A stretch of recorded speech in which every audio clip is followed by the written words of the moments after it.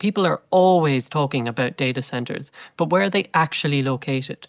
And why should you even care? I went through over 25 years of planning records to find the 89 data centers in Ireland storing all your Instagram and TikTok videos, including this one. We worked with a designer to bring this to life. The result is this, the first ever map of all data centers in Ireland. Most can be found in Dublin, clustered around the capital in industrial estates. We even included the data centres that are in development, which could bring the total number in Ireland to around 130. Data centres also have an environmental cost.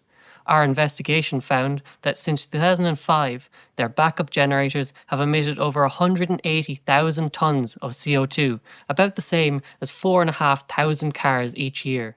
And that's not all.